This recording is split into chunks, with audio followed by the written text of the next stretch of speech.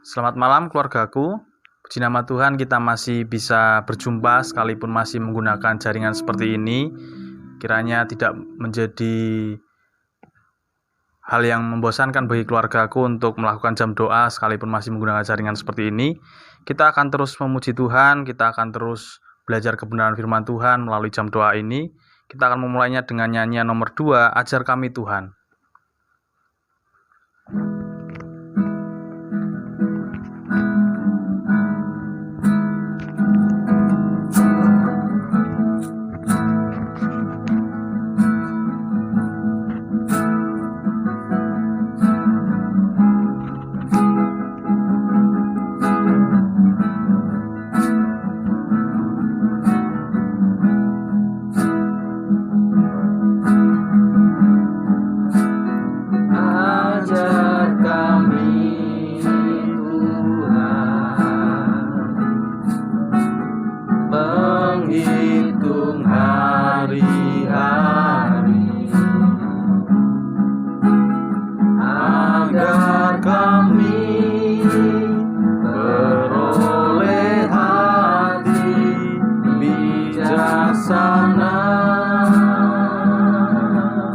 Ajar kami Bapa.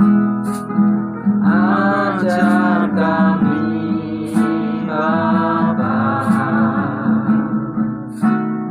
hidup dalam jalan-Mu, agar semua rencana-Mu digenapi. Mulialah nama-Mu Tuhan. Mulialah nama-Mu Tuhan, dan ajaib jalan-Mu. Pimpin kami di setiap waktu. Besar setiamu Tuhan, agunglah karya-Mu. Yesus, kami bersyukur padamu.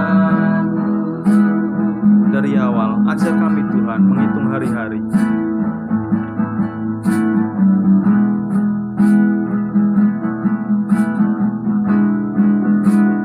Ajar kami Tuhan menghitung hari-hari, agar kami beroleh hati bijaksana.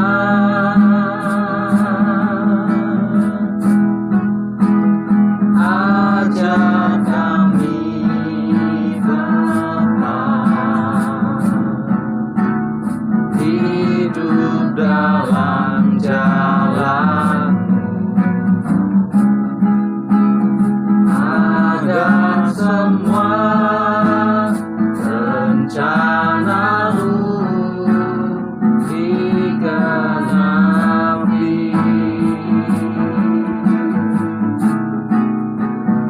Nyala nama-Mu Tuhan,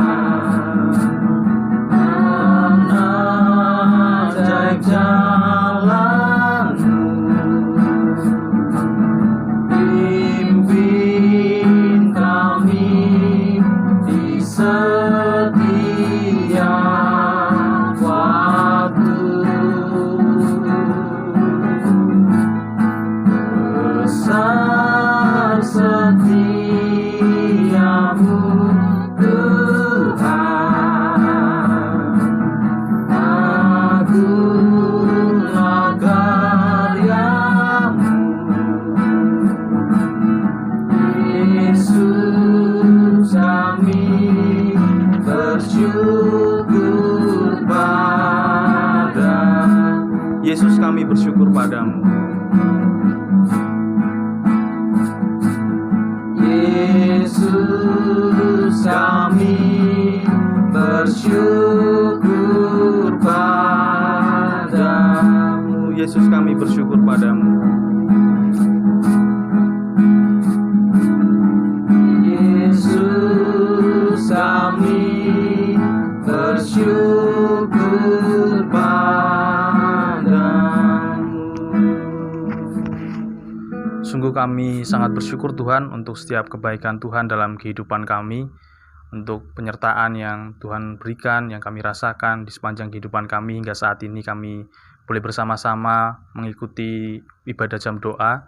Biarlah apa yang kami lakukan boleh berkenan di hadapan Tuhan. Setiap pujian penyembahan kami, bahkan kebenaran firman Tuhan yang nantinya kami dengar boleh meneguhkan setiap kami di dalam menjalani panggilan hidup kami Tuhan. Terima kasih, kami menyerahkan ibadah jam doa ini ke dalam tangan kuasa Tuhan, di dalam nama Tuhan Yesus. Haleluya, amin. Baik keluargaku, kita akan terus memuji Tuhan. Allah itu baik karena Tuhan memang sungguh baik dalam kehidupan kita. Sekalipun di sekeliling kita masih ada banyak hal-hal yang buruk terjadi, salah satunya di Semarang ada banjir yang menggenangi seluruh kota Semarang, dan gereja-gereja baptis pun ada beberapa yang terdampak. Namun kita percaya Tuhan kita sungguh Allah yang baik. Allah itu baik, nomor 162.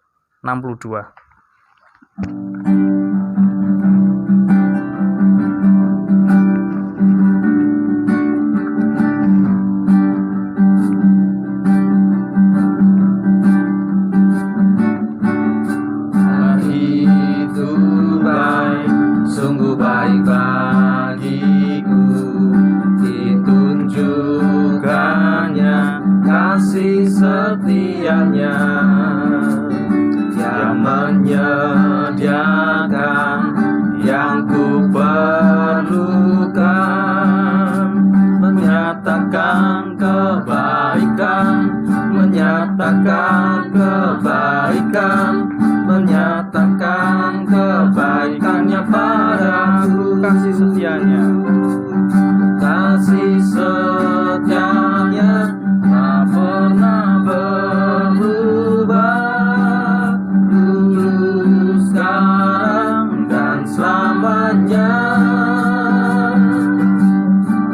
Ajaiblah kuasa dalam namanya, Yesusku luar biasa. kita nyanyikan dari awal. Allah itu sungguh baik.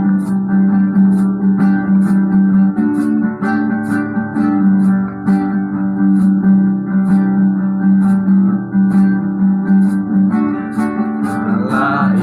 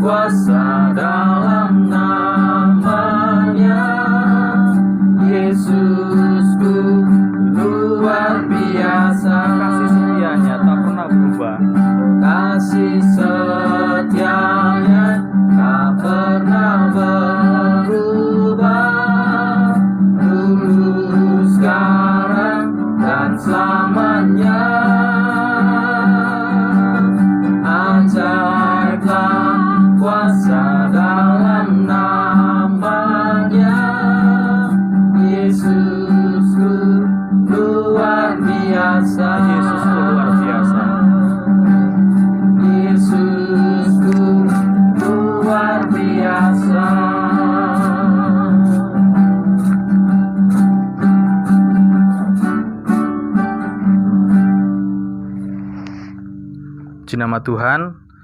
Tiba saatnya keluargaku kita akan belajar kebenaran firman Tuhan yang akan disampaikan oleh Pendeta Yo. Kita akan memuji nama Tuhan kembali nomor 5, Aku Mengasihi Engkau Yesus.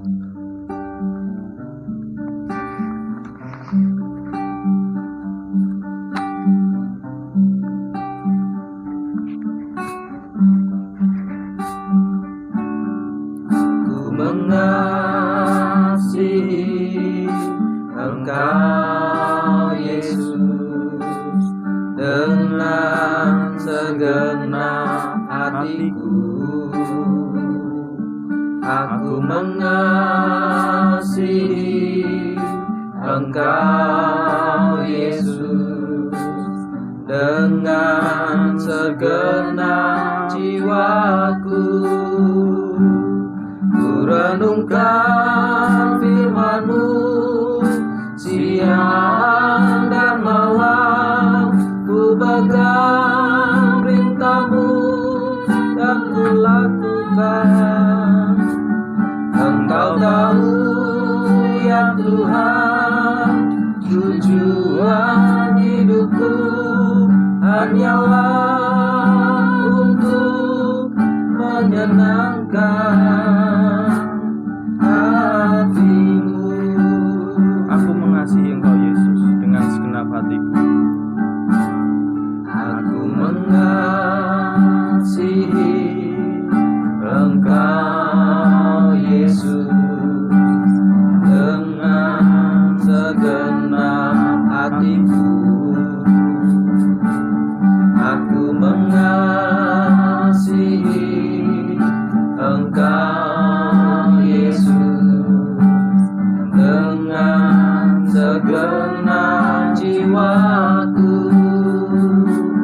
Ku renungkan firman-Mu siang dan malam, ku pegang perintah-Mu dan ku lakukan. Engkau tahu ya Tuhan, tujuan hidupku hanyalah untuk menyenangkan hati-Mu.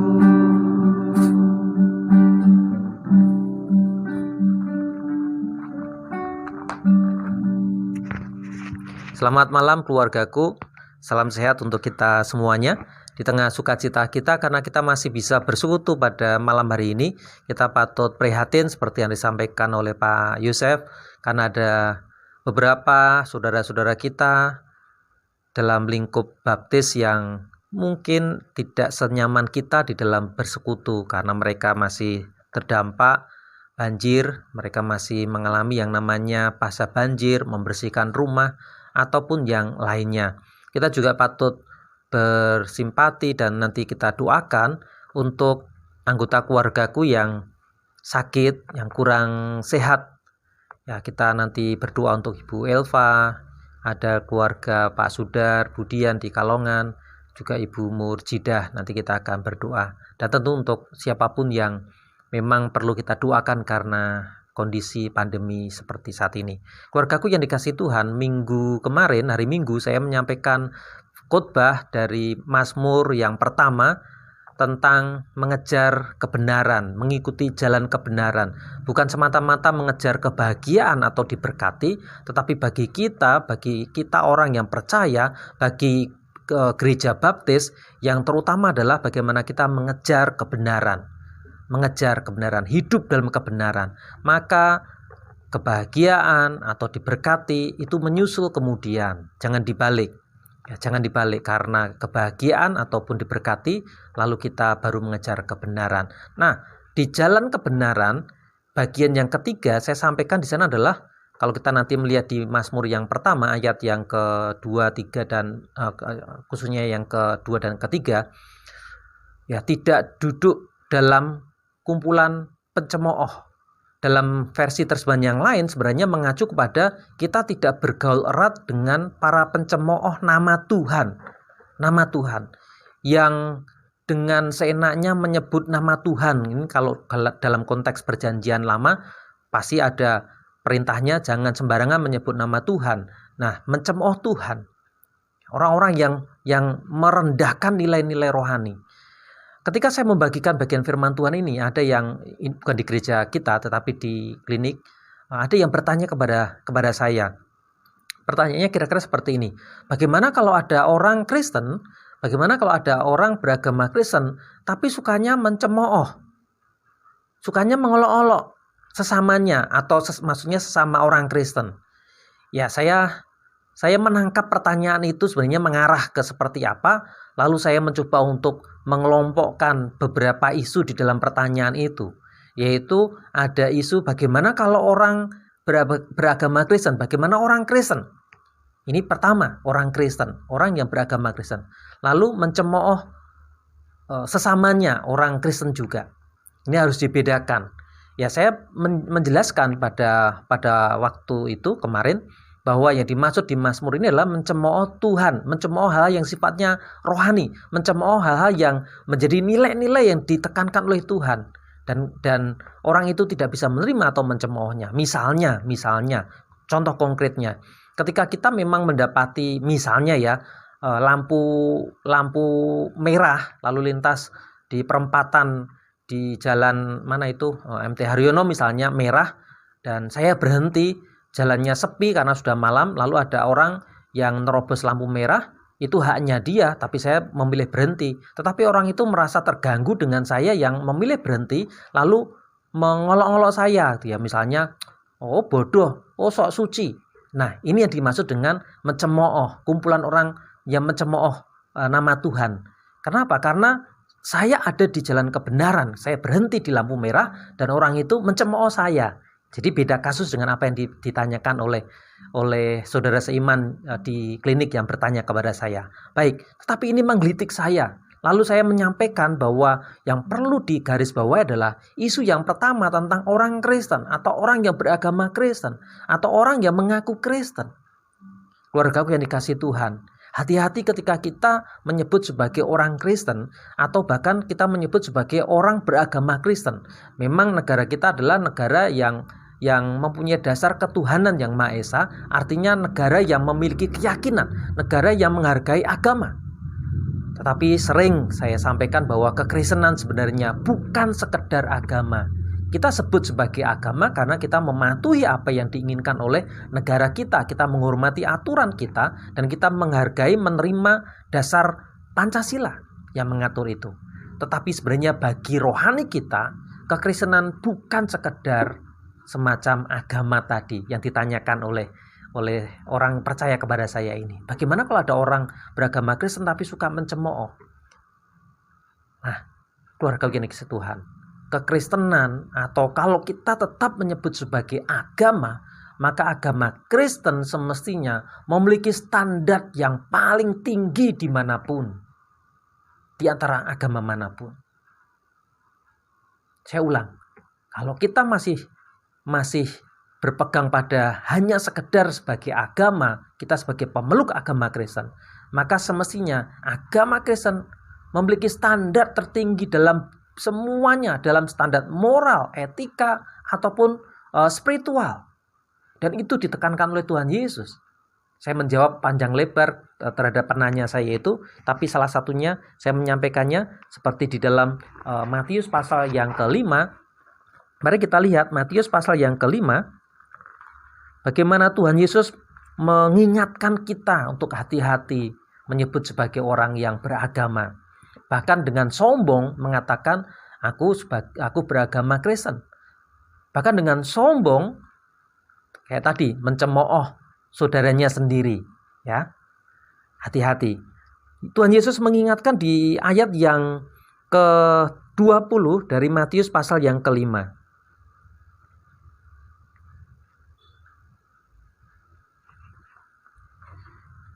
Konteksnya Tuhan Yesus menyampaikan adalah ketika orang-orang masih berpegangan pada 10 hukum Tuhan pada waktu itu atau hukum Taurat. Dan kekristenan ternyata standarnya lebih tinggi dari sekedar 10 hukum Tuhan itu. Karena Tuhan Yesus mengatakan demikian, maka aku berkata kepadamu, jika hidup keagamaanmu tidak lebih benar daripada hidup keagamaan ahli-ahli Taurat dan orang-orang Farisi, sesungguhnya kamu tidak akan masuk ke dalam kerajaan surga. Mengerikan sekali keluarga yang dikasihi Tuhan.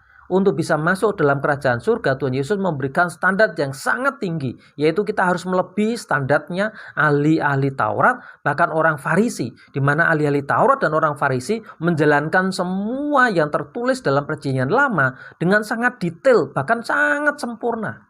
Bahkan dengan semua embel-embelnya mencoba dilakukannya. Memang kadangkala mereka melakukannya hanya secara formalitas, terlihat saja. Tetapi harus diakui secara fakta bahwa mereka melakukannya tanpa cacat sebenarnya. Yang cacat itu hanya hatinya saja. Mereka melakukannya demi hukum, bukan demi Tuhan. Mereka melakukannya demi sebuah pujian. Dan Tuhan Yesus mengingatkan standar moral kekristenan di atas itu, keluargaku.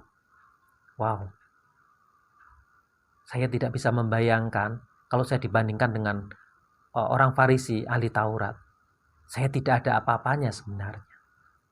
Saya tidak ada apa-apanya. Oleh sebab itu, kira-kira bagaimana respon kita? Saya pun bertanya, loh iya ya, standarnya tinggi sekali. Nanti keluargaku bisa membaca ayat-ayat seterusnya. Ada contoh-contoh konkret yang Tuhan Yesus itu memberikan standar sangat tinggi.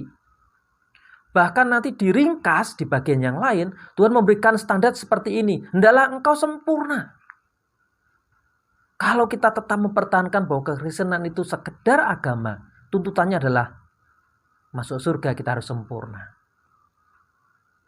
Pertanyaannya, siapa yang layak pantas masuk surga memenuhi standarnya Tuhan Yesus ini? Ternyata saya tidak pantas. Saya tidak bisa memenuhi standarnya Tuhan Yesus ini. Lalu bagaimana? Karena tadi syaratnya adalah kalau kamu tidak lebih baik, lebih benar, lebih sempurna dibandingkan ahli Taurat dan orang Farisi, kamu tidak akan masuk surga. Aduh, sia-sia saya menjadi orang Kristen dong. Tapi untuk itulah Tuhan Yesus datang, keluargaku.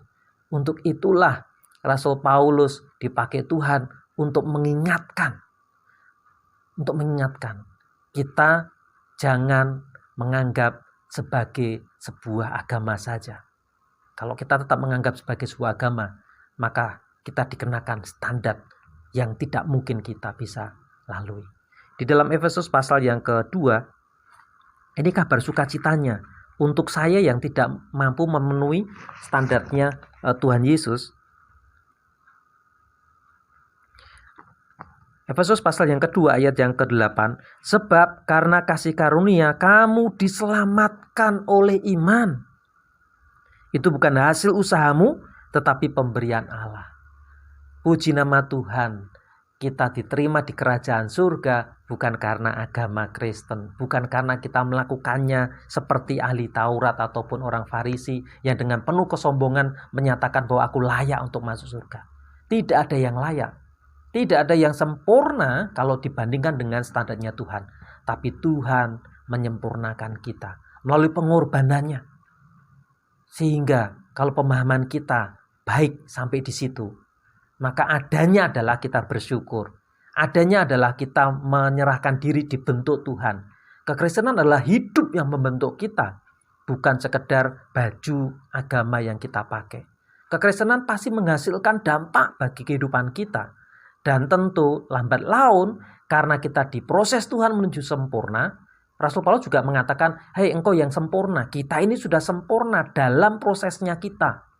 Tetapi dalam kesempurnaan dalam kesempurnaan Tuhan, kita terus diproses sampai nanti Tuhan panggil kita. Artinya kita bersyukur, keselamatan kita sudah sempurna. Rasul Paulus mengatakan kita sudah sempurna.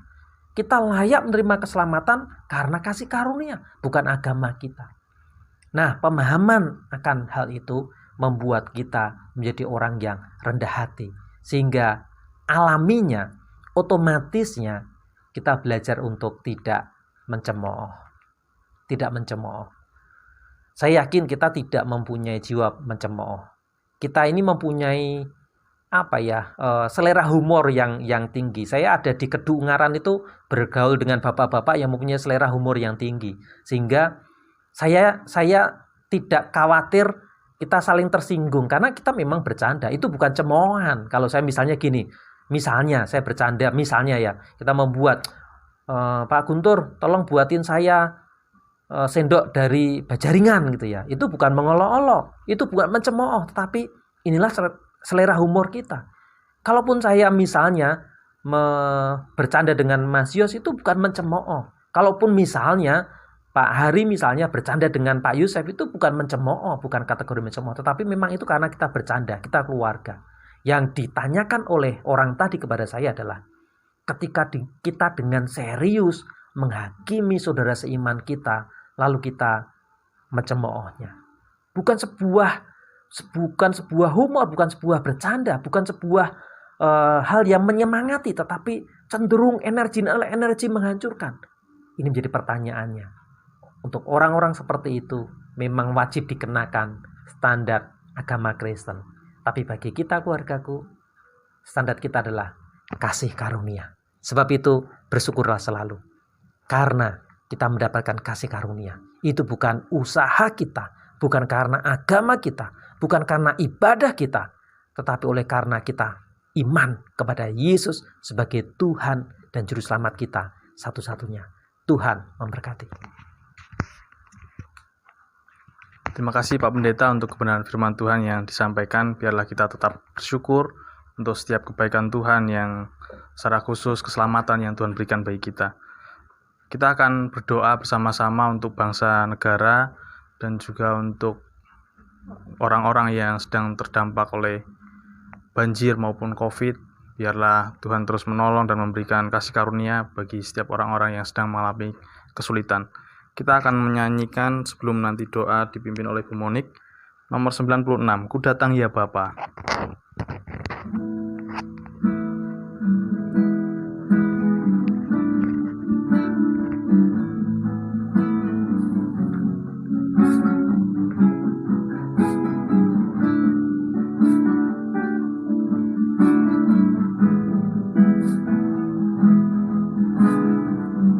Datang ya Bapa dalam kerinduan, memandang keindahan-Mu,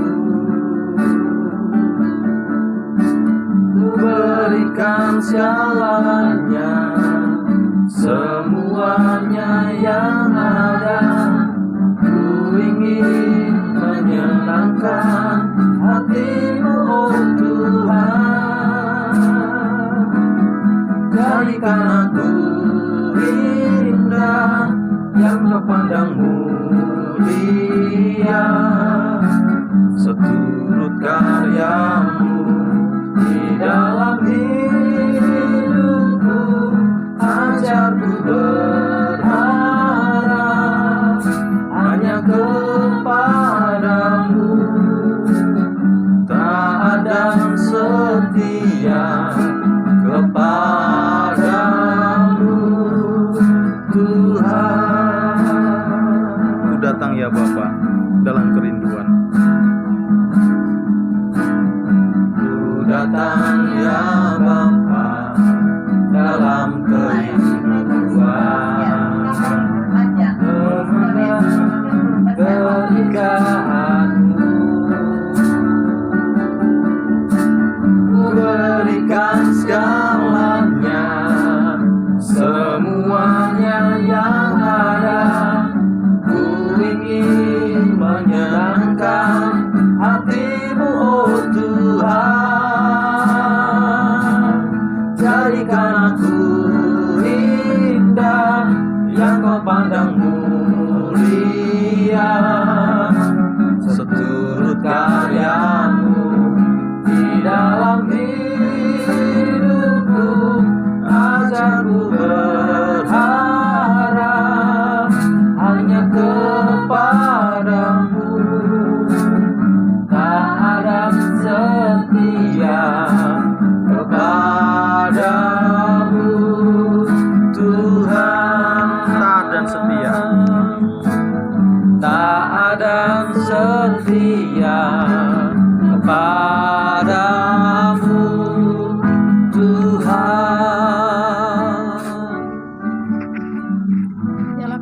kami pada malam hari ini Tuhan, dengan penuh ucapan syukur kami mau menaikkan doa kami atas segala hal yang telah terjadi, yang boleh kami rasakan, yang boleh kami lihat, dan yang boleh kami dengar.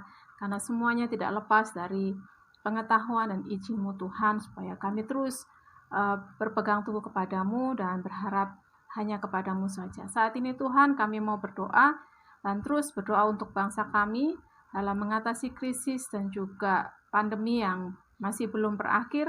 Segala hal yang diupayakan oleh pemerintah bangsa kami, biarlah Engkau yang bekerja di dalamnya, dan setiap rakyat bangsa kami boleh mengikuti dengan baik segala strategi yang dibuat, kebijakan yang diberikan untuk mengantisipasi penyebaran virus semakin banyak, dan juga langkah-langkah strategis untuk memulihkan kehidupan ekonomi bangsa kami.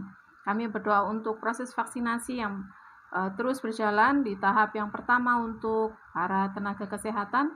Biarlah Engkau berkati supaya setiap tenaga kesehatan boleh mendapatkan vaksin dan juga memperoleh hasil yang baik, sehingga mereka boleh melayani para pasien dengan lebih baik lagi, dengan lebih percaya diri, karena mereka memiliki imunitas yang lebih baik.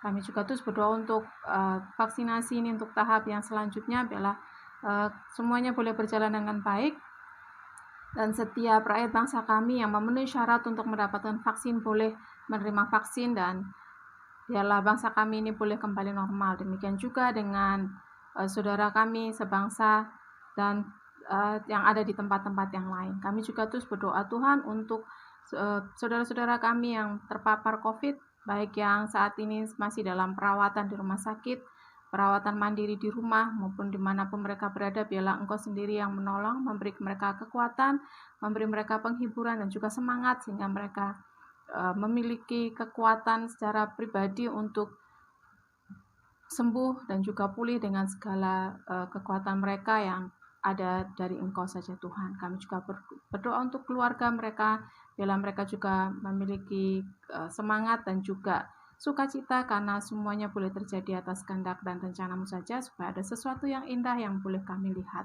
Dan kami juga berdoa Tuhan saat ini untuk saudara-saudara kami yang mengalami bencana, baik itu bencana gempa bumi, bencana lahar dingin, maupun banjir yang baru saja terjadi di Semarang. Engkau sendiri yang menolong mereka Tuhan, supaya semuanya ini boleh pulih kembali, dan setiap orang yang bekerja keras untuk menolong pemulihan dari daerah-daerah yang terkena bencana, dan setiap orang yang ada dan tertimpa bencana ini, biarlah semuanya boleh ada dalam pelindungan-Mu. Mereka boleh memiliki kesehatan dan hikmat, sehingga ketika mereka melakukan pertolongan boleh berjalan dengan baik, dan setiap orang saudara-saudara kami yang tertimpa bencana boleh menikmati dan menyaksikan betapa luar biasanya Tuhan bekerja melalui orang-orang yang menolong mereka. Kami juga terus berdoa untuk saudara-saudara kami yang sakit. Kami mengingat untuk Ibu Murjidah yang dirawat di RSU, dan juga Ibu Elva maupun Pak Sudar dan Budian. Kau menjamah dan menyembuhkan mereka Tuhan. Biarlah semuanya boleh menikmati sukacita, semuanya boleh menikmati mujizat-Mu yang nyata di dalam kehidupan mereka. Dan kami juga terus berdoa untuk seluruh jemaat dari Gereja Baptis Indonesia Kedu Ungaran. Kau terus melindungi, Kau terus melingkupi dengan damai sejahtera dan sukacita, terutama dengan kesehatan yang dari Engkau saja Tuhan. Terima kasih Tuhan, terima kasih. Kami menyerahkan seluruh doa permohonan kami dengan ucapan syukur dan juga sukacita yang dari Engkau. Terima kasih, hanya di dalam nama Tuhan Yesus kami berdoa. Amin.